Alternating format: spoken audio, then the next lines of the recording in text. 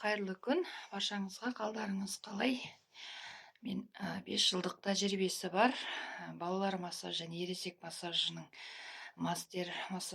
массажисті Абылғазиева Жазина бүгін 4 айлық балаға фитбол добыменен гимнастикалық жаттығу жасайтын боламыз.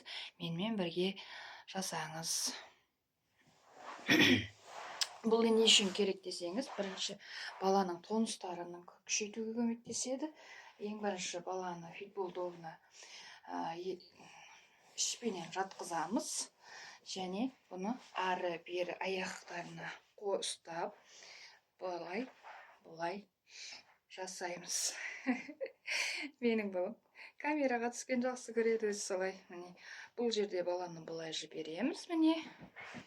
Камераға көрінбей қалып жатыр балам. Бұлай. Осылай жасаймыз.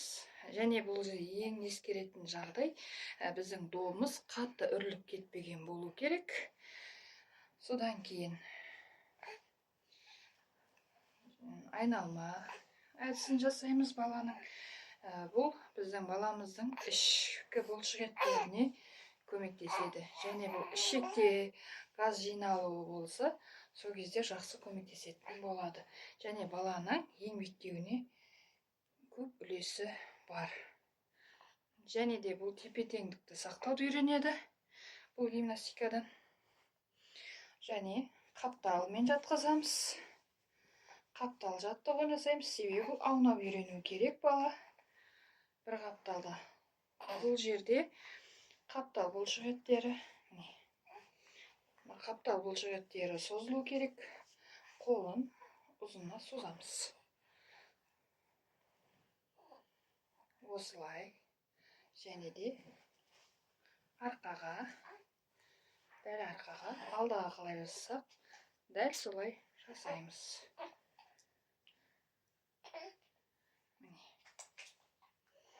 Осылай жасайтын боламыз. Және тағы мына қапталға созамыз.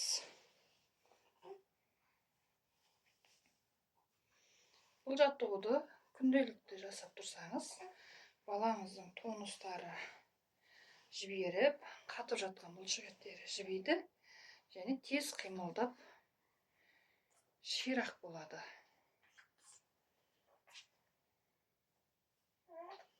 Және дәл отырғызып, отыратын жасын жағдайға жеткен кезде, айында кезде өзінің тепе-теңдігін сақтау үшін, міне осылай отырып үйреніп жүру үшін, отыру үшін бел бұлшық еттерін жаттықтырамыз, яғни тепе-теңдікті сақтап, бала өзі отыра алу үшін, міне осылай гимнастиканы жасап тұрамыз.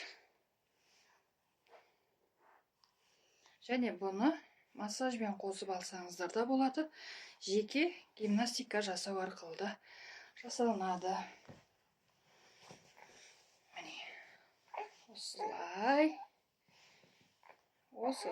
жасаймыз. Осылай жасаймыз. Иә, саған қызық па балам? Иә.